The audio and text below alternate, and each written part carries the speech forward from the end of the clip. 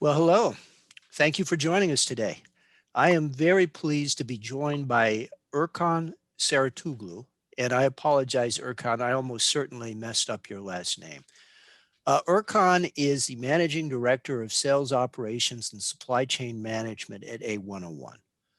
We're also joined by Asena Denizeri. Asena is the head of retail operations at Solvoyo. I think we've got a really good story to tell here today. And the place to begin is just at the beginning. Erkan, can you tell us a little bit about who A101 is and about A101 supply chain? Sure, Steve. Thanks for having me. As A101, we are one of the largest food retailer in Turkey with over 10,000 stores and 48 DCs and one e-commerce DC. Our business model is known as discount model. It's rather a simple business design. Average store is 250 meters square, offering everyday low prices. Thus, customers don't have to pay for convenience. Through streamlining, we reduce labor requirements, often running our stores with 4 people. Product packaging is designed for easy stocking, such as mixed selection of confectionery, cheese, yogurt in cases. In addition, all the products are being merchandised in pallets or in cases, thus less product handling. We have private labels and significant portion of A101 selection is based on products from well-known consumer product companies. We offer discounted pricing based upon rigorously managing the operating costs. In total, we have 16 regular items, and every day we are offering in and out items. So in a full year, we offer around 8,000 in and outs. And So you're one of the fastest growing retailers in the world, right? through that, yeah. Right. So, Erkan, maybe you could tell me a little bit about how you're able to offer discounts. In the United States, a convenience store, you have to pay a premium. So it's a little bit unusual for us in North America. So like I said, it's a rather simple business design. What we do is that through streamlining, we reduce the costs. We reduce labor costs. We reduce rents because our stores are small in size. So adding all this in together, basically we're managing the cost side of the business very effectively, and that enables us to have a certain amount of EBITDA and a profit margin. So that's how we deal with it. Beautiful. And Asena, maybe you could tell us a little bit about Solvoyo. I know A101 is using your supply chain planning solution, but could you tell us a little bit about what differentiates Solvoyo? Of course. Thank you, Steve. Solvoyo is a cloud-based software as a service company, and we offer integrated supply chain planning platform. We basically help our customers with the digital transformation of their planning functions. And by planning functions, we truly mean end-to-end planning. And the goal is to reach autonomous planning, especially for day-to-day operational decisions. So in the retail context, what this means is, as in the case for A101, automating the demand forecasting, inventory optimization, store replenishment, and DC purchasing in an integrated fashion. We call this demand-driven replenishment planning. So this is one of our core competencies, and that's where we've partnered with A101 for now running on, I think, 8 years. So in addition to this demand-driven replenishment solution, we actually offer a whole breadth of integrated solutions for retailers. These include diagnostic dashboards, supporting day-to-day exception management, decision support tools such as store profiling, assortment planning, promotions planning, dynamic pricing, markdown optimization, distribution, and transportation planning. And also on the same platform, we're able to integrate strategic, tactical, and operations planning. So we call this horizontal and vertical integration. And that's where we believe we're differentiating ourselves by offering all of these in an integrated fashion. Beautiful. And Erkan, maybe you could tell us, why did A101 feel that they needed a supply chain planning solution? What are you getting from using this? Sure. So, like you mentioned, we're one of the fastest growing retailers. So, what that means is that we keep investing in our network aggressively. Each year, we are opening 1,000 stores, new stores, and approximately five new DCs. Plus, keep in mind that our stores are small, meaning limited available shelf space and limited inventory. So, improving inventory productivity by reducing inventory while maintaining high levels of availability becomes crucial. So imagine the amount of time you would spend placing manual orders for 10,000 stores. Imagine the possible fluctuation of replenishment schedules due to manual orders and what that implies for your store operations and employees. It would be a nightmare. So what I'm trying to tell here is that we had to have an automated replenishment solution with optimized replenishment schedules so that we could benefit from smoother inbound goods of flow. Beautiful. And can you, a supply chain planning solution can't run in isolation. Can you tell me how Solvoyo is integrated into your IT infrastructure? Yes, so Solvoy is integrated into A101's main data source, in this case SAP HANA, and at each night it pulls daily transaction data, etc., does calculations in the cloud and pushback recommendations into SAP, where our store managers see on their handheld devices and override only the SKUs that are allowed to change. Then all go back to SAP as replenishment decisions, seamlessly in a closed loop fashion, no gap between planning and execution. Same happens on the DC purchasing side, where regional buyers for our 50 DCs get recommendations and allowed to override, in this case, with more autonomy. Plus, why they override gets tracked with reason codes. So, in a nutshell, this is how this whole system is being integrated. So can you give me a sense how much automation is going on here? How many overrides can a store manager do? So out of the 1,600 items, store managers can override 20 items only, and 20 items are limited in certain categories. And which categories and why? Usually fresh goods, meaning fruit and veg, meat and poultry, because those are really hard to they're hard to be forecasted. Fresh products are the greatest stressors in your forecasting and replenishment processes. It's really tough to improve the whole process. That's why. Yeah. So when you're doing replenishment, you're bringing goods in to sort of fill empty spots in the store. Um, Mhm. uh, One of the problems here in North America is inventory accuracy is really bad at the store. So I'm guessing you must have decent inventory accuracy at your stores, and I'm just wondering if you do, how you accomplish that. So I mean, it's like Asena mentioned earlier. We've been working with Solvoyo for the past 8 years now. Yeah. And it's almost fully automated. On store replenishment, our our number is 19.5%, and on DC purchasing it's 70%. So putting DC aside, on the store level, it's a closed loop fashion. There's no gap between planning and execution. So that gives us this freedom, this it makes us to manage the whole business almost fully automated. Right. Okay. And Asina, I would think, in getting to the kind of automation they have achieved, and I'm not sure I've ever heard of anyone having a more automated fulfillment solution than A101.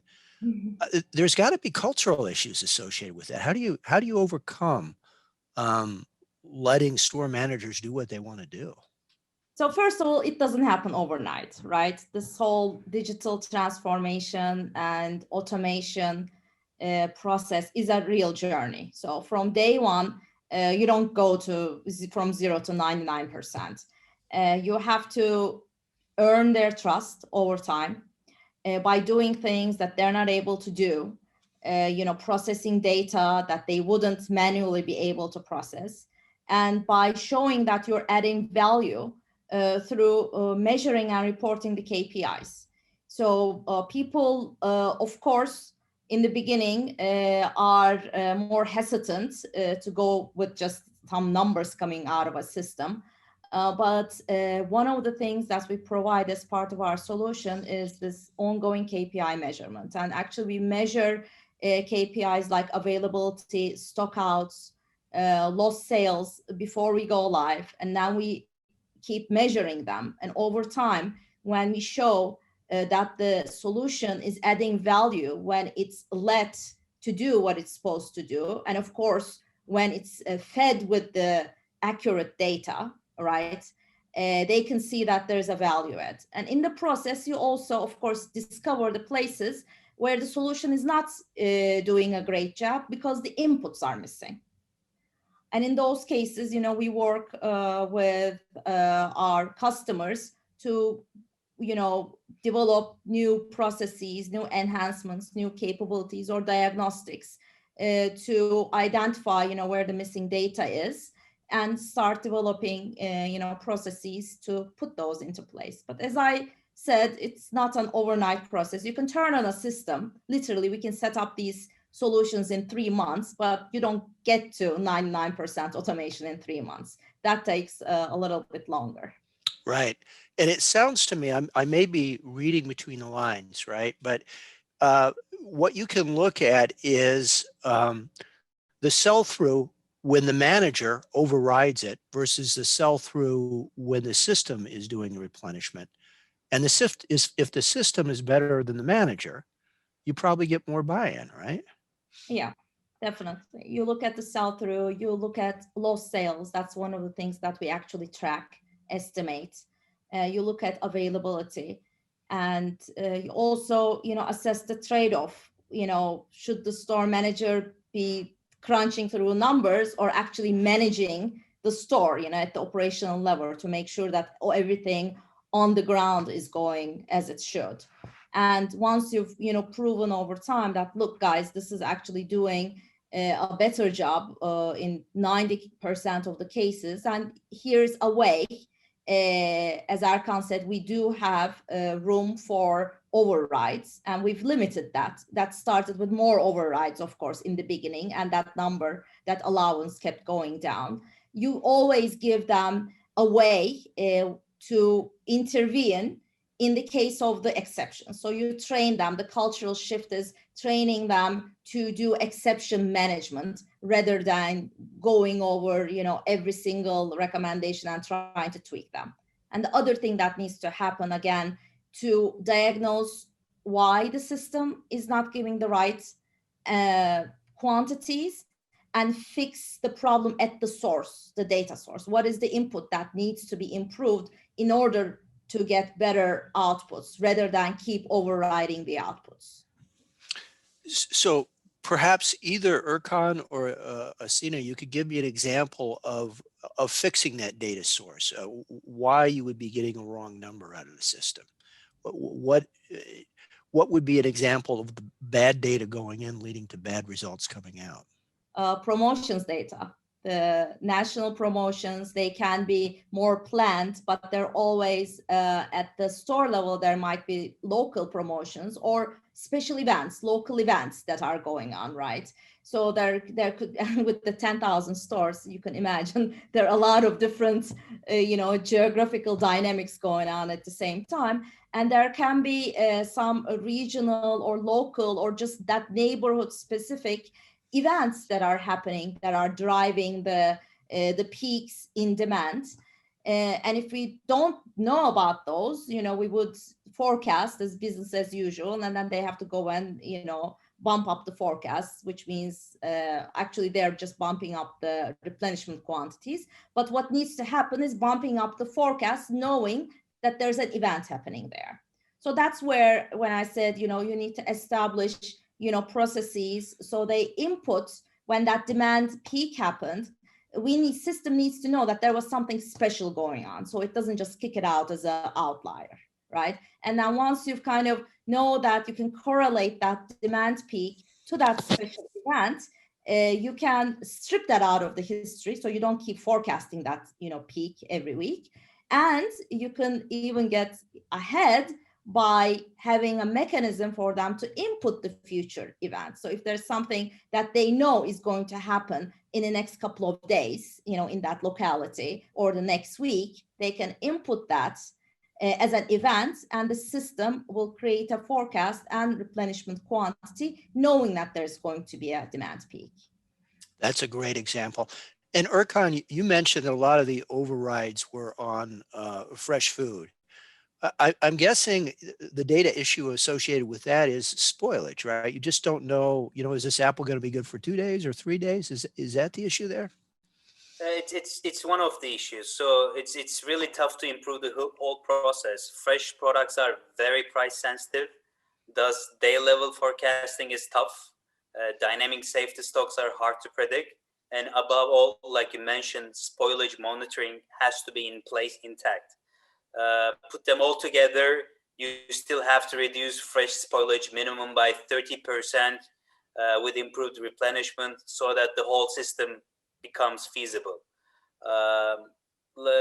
One needs to know the dynamics of the Turkish food retail market.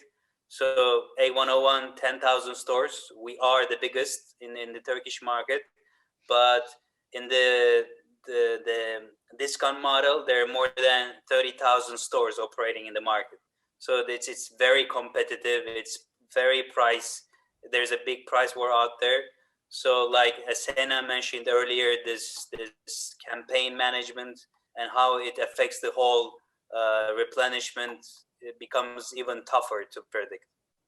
Right. And Asena, this one's for you.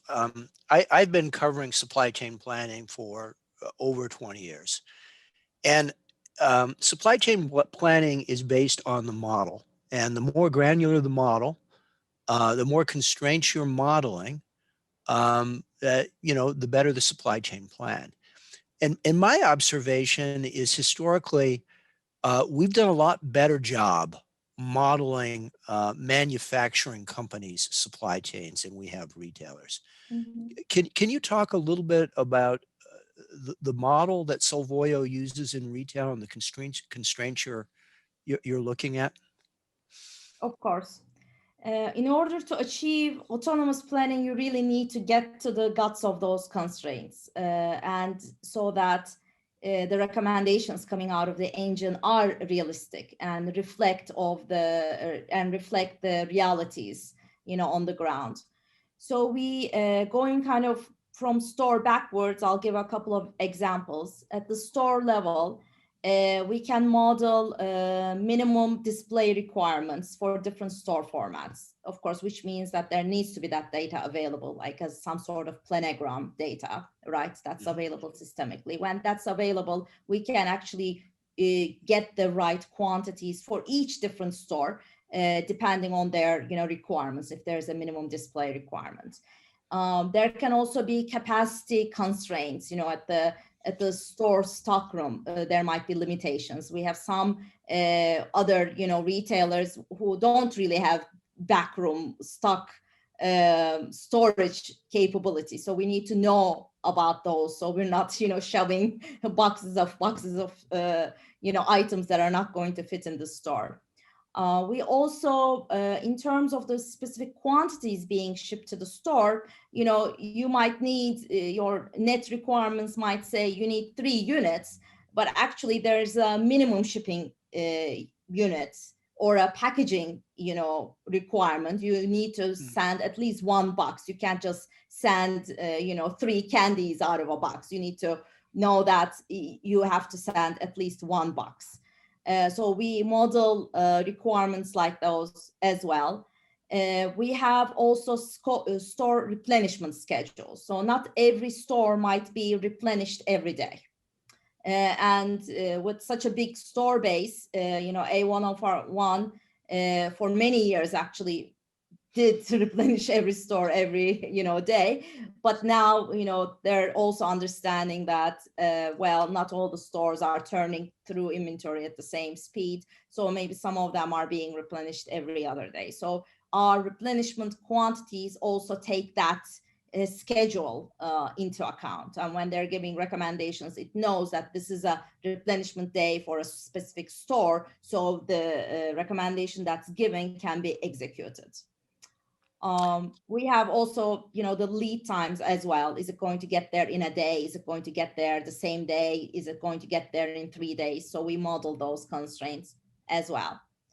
And on the DC procurement side, there are vendor-related constraints. Again, the vendors have their own lead times. Vendors have their minimum required quantities for purchasing. They have their, logistics capabilities, how many days they're going to take to deliver. Are they delivering, every day of the week, or there are certain days that they deliver on? So we work with those as well. So to the point that all of these parameters are available systematically, we can incorporate all of these into the models. And Erkan, I hear about this and I think about 10,000 stores. I mean, this is, we're starting to use the terminology digital twin to refer to a supply chain model. This is really a complex digital twin that you have put into place.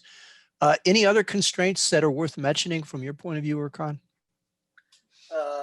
I mean, it's not just the constraints, it's more like a advice for others who might be going down this path.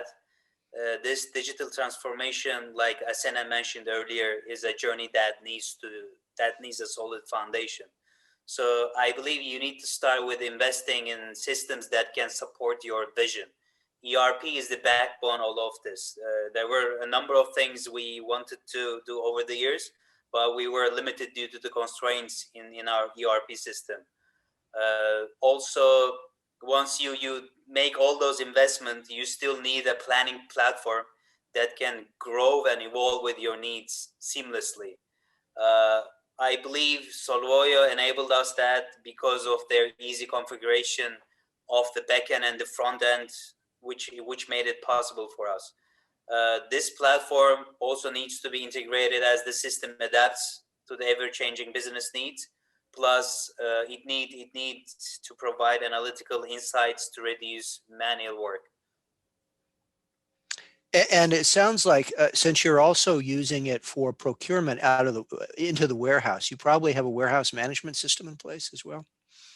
Correct. So yeah, I mean, in our ERP, the whole infrastructure, we work with Solvoyo, SAP HANA, and a local WMS provider. Beautiful. And Asena, if you think about the journey that A101 has gone on, Erkan has given us some very good advice. Is there any other advice that you would give for folks thinking about a similar journey? Yes, of course. So when we say this is a journey, there are also some, I think, steps in the journey that could help guide them through this progression. We call these steps digital, intelligent, and autonomous. So on the digital side, this means getting all the relevant internal and external data, and starting with an end-to-end visibility and automated diagnostics. So this enables them to Erkan's point, to have the foundation. And also through end-to-end visibility, they can also see where there are gaps, their supply chain, and what needs to be improved, and to what extent the current system and the current data can support the future vision. And then once you kind of get those all, squared away, and maybe not all 100%, but 80% there, you get to the intelligence step. Once you are clear on, what you're trying to achieve, and you have the data to support it, now you can start having predictive models adding value. Those could be AI ML models, right, providing predictions and capabilities for what if analysis. And then once those are in place and working fine, then you can say, okay, well, I can be autonomous. So trying to jump kind of from 0 to 100% autonomous systematically is feasible. We can, as I say, we deliver systems, we can set it up in 3 months. But that all those data quality issues and consistency, and also changing the internal, working culture and the processes does take some time. So I recommend them, approaching them in these, 3 steps: digital, intelligent, and autonomous. And they might get there, in 6 months, in a year. But again, it's good to do due diligence at each step to make sure that you are, prepared for a full-on automation. Erkan, one thing around supply chain planning, particularly sort of the demand side of it, you have something like a pandemic. It's not steady state. You get these huge surges in demand or huge falls in demand. I'm guessing probably a lot of folks out there have struggled with that. How did the platform work for you guys during COVID? That's great question, Steve. So with, like you said, such a big network, supply chain disruptions and uncertainty are normal for us. With the use of advanced analytics and automation, we have been planning some level of complexity way ahead of our competitors. However, this whole COVID-19 impact was at a much larger scale with much more uncertainty. In the first weeks of March 2020, we detected spikes in demand for around 900 items out of our 1,600. And within a week or two, we were able to set up automated detection tool and started adjusting the safety stocks across our DCs to prevent major stockouts. Because we were able to act fast, we secured replenishment from our suppliers in large quantities within a week. Once the warehouse stocks were safeguarded, we started increasing safety stocks in the stores gradually in a more controlled manner as we adjusted our operations and logistics capabilities. So the end result was rewarding for us. From April to May 2020, our sales went up by 50%, while out of stocks only increased by 3%. And the main reason for that 3% was related to supplier issues. Wow, that's amazing. And historically, the main benefits of the Solvoyo solution has been carrying lower inventory, but still having high customer service. Would that be accurate? Yes, correct. Okay. When I think about COVID and I think about retail, I don't think of it as just a threat. I think with e-commerce, I start to think about it as an opportunity. Has this accelerated the way you think about e-commerce or what you're planning there? Totally. So, like you said, this crisis has accelerated many trends that were already underway, like remote working, online shopping, more technology penetration in stores, the increasing importance of localized supply chains. In light of these realities, I believe that post-COVID-19 grocery transformation will be seen very quickly. Thus, every retailer has to take the time to rethink their business model to become more efficient, meaning less exposed to risks. So very, very quickly for physical stores, one has to ask whether they can make their store model cashless or somehow cashless, enable more frictionless shopping experience. Are you using data to measure on-shelf availability in real time? Are you using automated replenishment? On e-commerce or online grocery vertical, do you have a scalable technological backbone? and delivery system, delivery network that flex up and flex down as needed. And for the whole supply chain in general, have you adapted machine learning in forecasting so that you can spot those abnormalities fast and adjust immediately, so on and so forth. So going back to what we've been working on right now, currently my team and I are working on online grocery. And with this whole COVID-19, I think more and more food retailers have to explore different channels, whether e-commerce or on-demand online grocery applications. So in North America, I mean, one of the things that strikes me is you've got 10,000 stores, almost all of them in Turkey, right? Yeah. In North America, we talk a lot about winning the last mile, which means having products close to the customer. Are you guys thinking about dark stores or stores where they're partially open and partially you're doing picking in them, that kind of thing?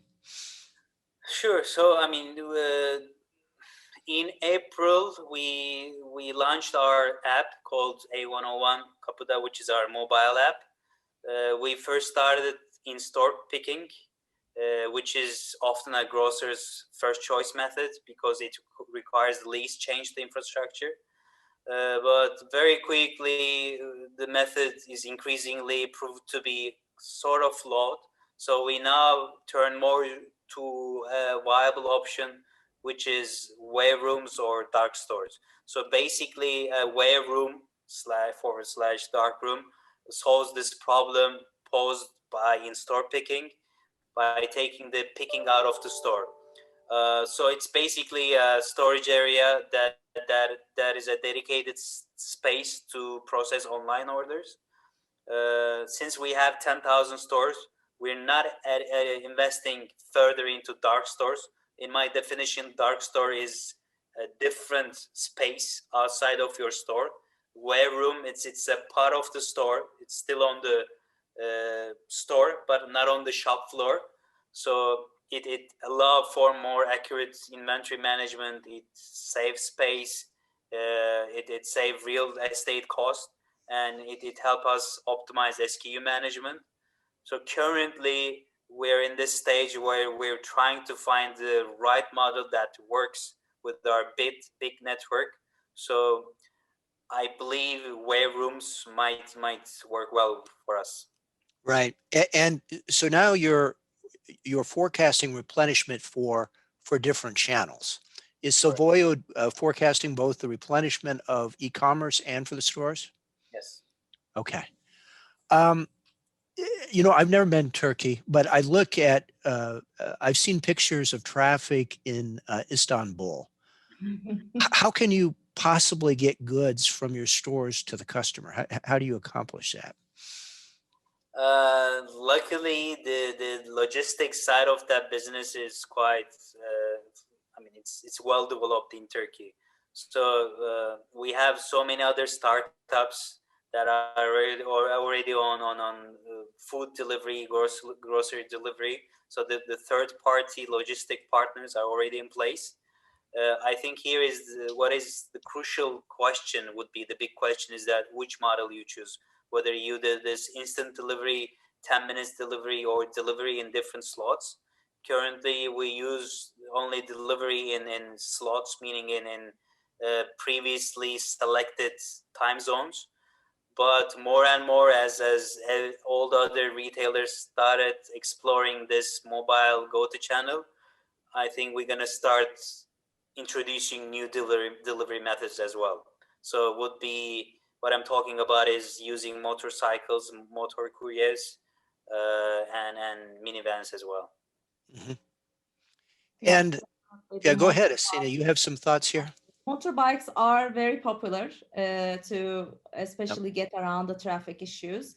And of course, one advantage A101 has, as Erkan mentioned, there are 10,000 locations, so they are not that far away from the customers.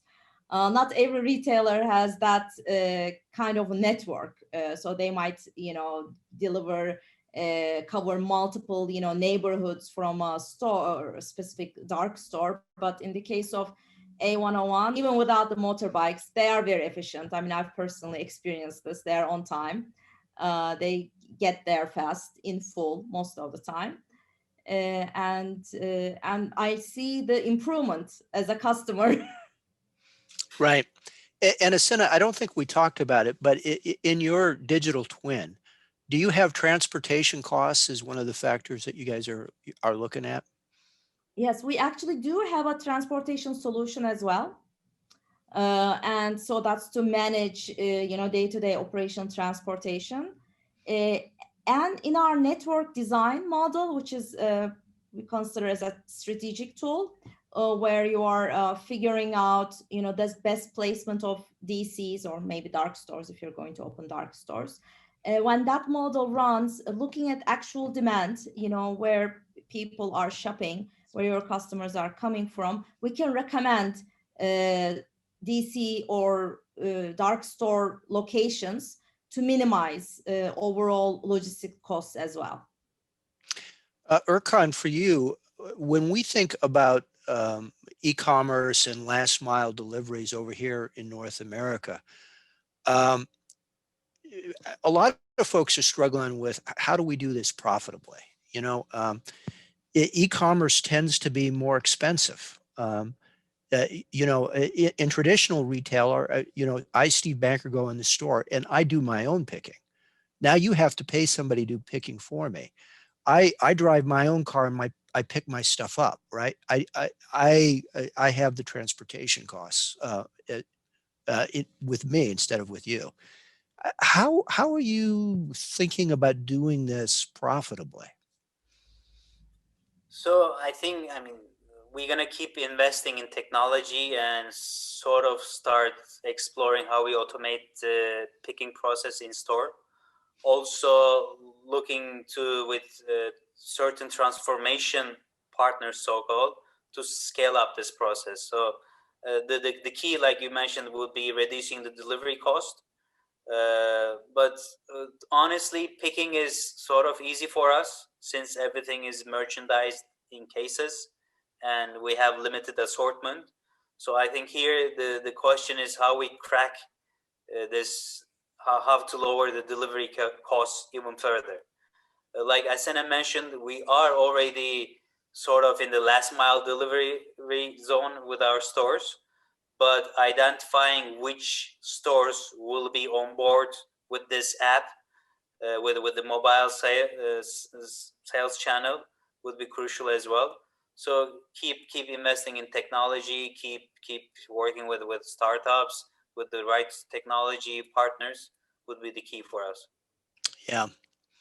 So I think we're sort of coming to the end of the questions I had, but I want to open this up. Is there anything Asena or Erkan that we sort of glossed over pretty quickly that you'd like to talk about in more detail? Any final thoughts of things that I just wasn't smart enough to ask but should have? Well, in terms, we kind of touched upon the COVID, as an opportunity. And we do actually see that a lot of leaders and innovative companies did jump on this as an opportunity, because the level of inquiries coming to us about digital twins, about omni-channel planning, about demand sensing, analytics, machine learning has skyrocketed since March. So there is definitely a lot of interest, and it's a priority for a lot of companies now. And as I mentioned before, they need to kind of, besides just the vision, they also need to look hard into the operational and the IT capabilities, whether that vision can quickly turn into reality. So while the omni-channel and last mile delivery are very hot topics, it's not just the systems that are enablers of that. There is of course the whole operational leg as well that needs to kind of come up to par to keep up with the capabilities of the advanced analytics and planning systems can offer. And Erkan, any final thoughts for you? So I just want to revisit the questions about the most cost-effective way to manage a supply chain that can handle surges and disruptions. So in a very like quick way, for literally physical stores, they have to become more tech savvy. For e-commerce and online grocery stores, one has to know the required investments to ensure seamless uni-channel experience. So what will be those required investments, and can you accelerate those required investments? And for the supply chain, basically, have you adapted machine learning in forecasting? And that would be it. That will help you to eliminate the risk of future shocks. So, like I said, a retailer has to take the time to rethink their business model and has to ask those questions. Well, thank you. And for the folks listening in, I want to remind you that we're going to have about a 15, 20-minute break, and we're going to come back. And Harbison Walker International is going to talk about some of the supply chain applications as well as enterprise applications they put in and how that's helped them to unleash continuous innovation. We've got leaders from HWI on both the IT side and the supply chain side. Please tune in. I think you'll find it very, very interesting. Erkan, Asena, this was fabulous. Thank you so much for taking the time to talk to us today. Thank you. It was a Thank pleasure. you. Always good to talk to you, Steve. And Erkan is always a good partner on these kind of conversations, since he's himself is so involved in the ongoing innovations that A101 is pursuing. And every time I talk to him, I learn yet another new thing that they're implementing.